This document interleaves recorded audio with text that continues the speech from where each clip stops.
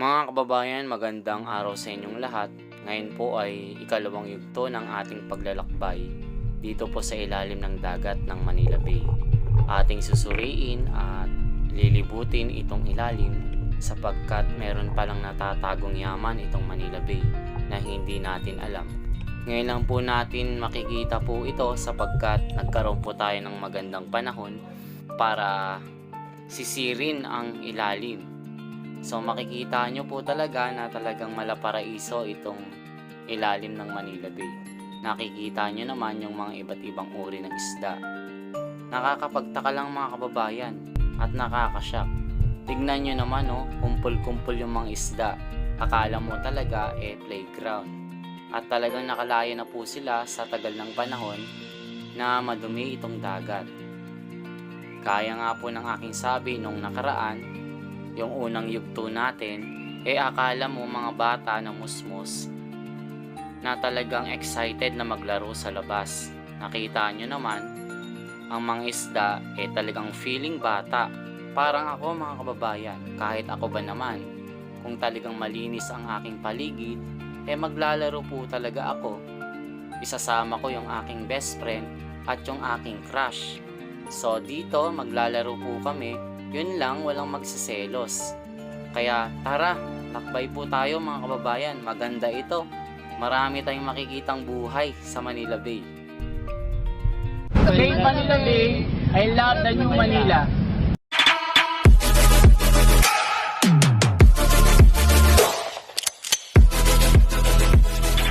Na malinis at tuloy-tuloy lang po sa pagbabago. Kaya kayong mga basher, kung ayaw nyo pong maniwala, wala po kaming magagawa. Kung ayaw nyo po, di lumayas po kayo. Kung ayaw nyo itong video na ito, wag nyo pong panoorin. Yung mga nanonood po dito, yung mga kababayan natin na gusto ng pagbabago. Hindi namin po kayo pinipilit na manood sa bidyong ito para lang magkaroon po ng maraming views. Mga kababayan, gumagawa po tayo ng mga videos na ganito dahil binabantayan po natin ang pagbabago ng Manila Bay. Itong rehabilitation na ito na halos magdadalawang taon na po mula mga basura sa US Embassy na talaga namang napakabaho. Ayan po yung aking paulit-ulit na sinasabi mga kababayan. Mula noon na subaybayan ko po yung pagbabago. Kaya sabi ko, isang araw pag may pagkakataon at bibigyan po ako ng chance, makuhanan ko din yung ilalim ng Manila Bay. Syempre mga kababayan, lagi po tayong nakabantay sa Dolomite at dyan sa may yacht club para po bantayan yung mga basura at yung tuloy-tuloy na paggawa ng ating gobyerno at ang ating lokal na pamahalaan. Lalong-lalo na po yung mga naglilinis, mga DPS at MMDA. Kami pong mga vlogger ay lagi pong nandyan para po magbantay. Syempre mga kababayan, kung hindi natin babantayan yung Manila Bay, nandyan po yung ating mga kalaban at sisirain po nila kung ano pong nasimulan ng ating gobyerno. Kami pong mga vlogger mga kababayan, kami na po yung bantay ng Manila Bay para po ipakita sa inyo yung mga pagbabago. Kaya mga kababayan, kung ano man po yung mga sinasabi ng mga naninira, wala tayong magagawa. Basta tayo, magsama-sama po tayo mga kababayan para itong bayan natin tuloy-tuloy po sa pagbabago. Huwag natin hayaan na ibagsak po ng ilan.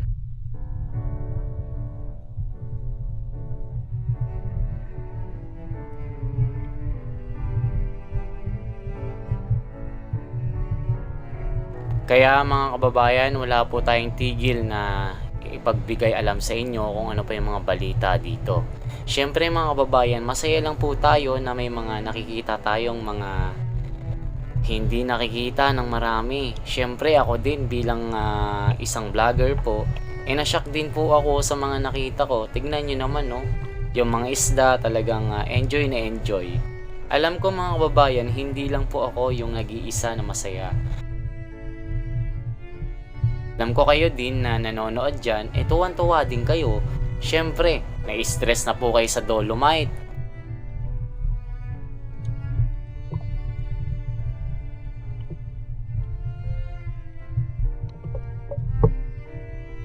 Tignan nyo po yung mga isda na naglalaro. Yung mga lumalangoy na yan. Akala mo talaga nasa Ocean Park ka eh. Kaya napakalinaw pala ng ilalim. At tignan nyo rin yung mga parang plankton dyan na nagsisilbing bahay ng mga isda. Mga alimango, mga hipon. Meron pa nga mga kababayan eh. Pagka tatapusin nyo po yung video, merong alimasag dyan. Yung alimangong malaki. Nakakala mo eh dalawang palad yung laki nung alimasag na yon. Yung pag sinipit ka eh halos mahiwalay yung daliri mo pag tinamaan ka. Kaya tapusin nyo po ito, makakakita po kayo ng malaking alimasag. At yung diver dyan mga kababayan, natsempohan ko lang, sila po yung nangunguha ng isda sa pamamagitan ng spear fishing. Kumbaga, alam niyo yung mga makalumang pangingisda yung gamit. Kaya tignan nyo si Kuya, yung pangalan niya dyan, si Cardo. Susubukan ko po sana na lumangoy. Sabi ko, baka naman pagalitan po ako. Kaya hayaan nyo mga kababayan, sa susunod, ako na po mismo yung sisisid dyan para makita yung mga isda na ibang isda. Kaya mga kababayan, maraming salamat sa inyo. Tignan nyo po yung mga makikita talaga dyan. Nakakatuwa. Tignan nyo, may alimango pa. Ang laki. Nakikita nyo yan?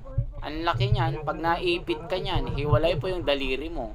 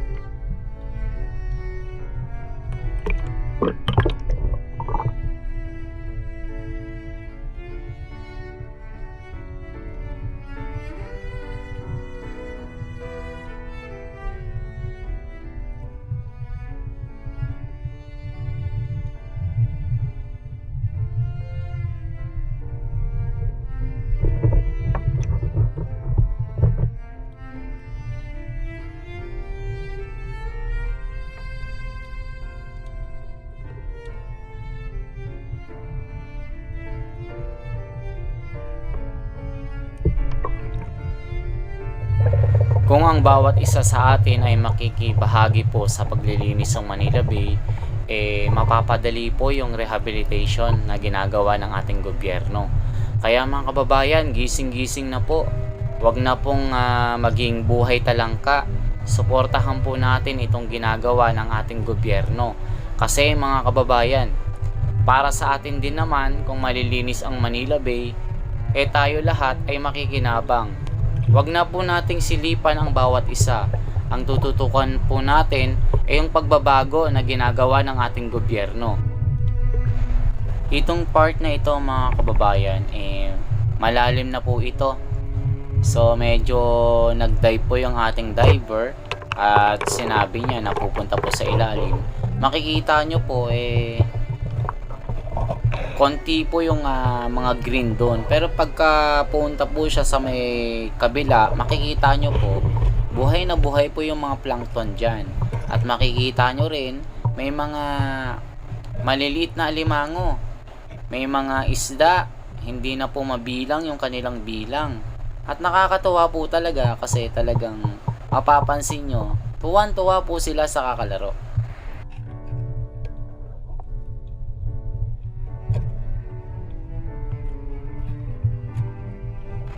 Yung makikita nyo po dito ay si Kuya, yung lalaki na nakausap ko para kumuha po ng video sa ilalim. Yung ginagamit niya po na pangisda ay yan po yung spear fishing mga kababayan. Yan si Kuya Cardo. Meron siyang kasama, hindi ko na po alam yung pangalan niya. Kaya nakakatuwa lang na makita po yung underwater footage po ng Manila Bay. Tignan nyo po, oh. Talaga namang nasa ilalim po sila. Sabi ko nga po kung pwede lang ako, ginawa ko na yan. Why not, mga kababayan? Mahilig naman po akong lumangoy. Kahit malalim pa yan, sisisid po ako. Mahilig kaya akong lumangoy, mga kababayan. Batang dagat po ako Kumbaga, mukha akong Moroami. Tignan nyo sila, may mga nakuhang mga alimasag o alimango. Tignan nyo, ang dami yung nakuha. Kaya tignan nyo, may buhay po sa Manila Bay. Paraiso ang Manila Bay. Meron palang mga nilalang na nabubuhay sa ilalim. Angalagaan po natin ang Manila Bay, lahat po tayo makikinabang, mga kababayan. Magkakaroon po tayo ng magandang pasyalan, magandang tubig. Yung mga tao rin na makikinabang, yung mga nandyan, meron silang kabuhayan, meron silang pagkain sa araw-araw. Hindi na kailangang bumili sa palengke. Sa Manila Bay lang meron na agad. Konting tiyaga lang, konting sisid lang, meron ka ng ulam. Kaya yung sinasabi ko, mga kababayan, eto yun. Tignan nyo naman yung mga isda, ang dami nila Sino ba naman ang ayaw ng mga ganyan?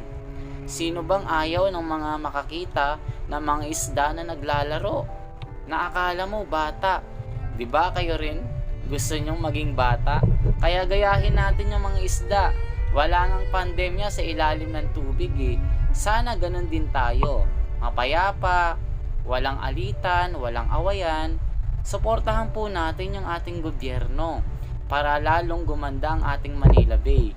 Kaya mga kababayan, mag-enjoy lang po kayo dyan. Iiwan ko muna kayo.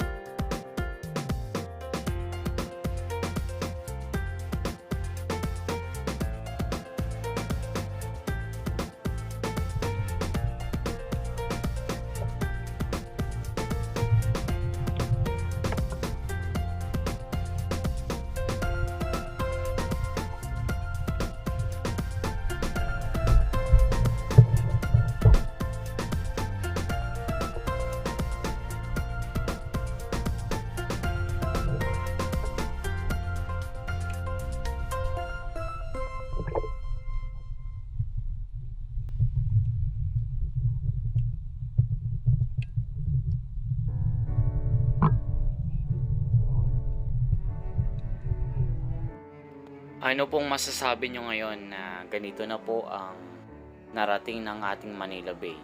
Itong rehabilitation na halos 2 taon na po ang nakakalipas, eto na po siya. Kaya ano pong masasabi nyo sa ilalim ng Manila Bay? Nakita nyo na po. Mag-comment po kayo, mga kababayan. Ibigay nyo po yung mga reaction nyo dyan para po malaman po natin kung ano pa yung mga dapat gawin natin, kung ano pa yung mga gusto nyo ipakita natin sa mga video. Kaya inihiling ko po sa inyo na sana po suportahan nyo po lagi itong channel na ito sapagkat hindi po tayo titigil para magbantay dito sa Manila Bay. Alam nyo naman mga kababayan, marami pong mga grupo dyan na gusto nilang sabotahe itong ginagawa ng ating gobyerno. tayo naman bilang mga sumusuporta sa ating gobyerno at ang ating bayan, nandito po tayo para magbantay.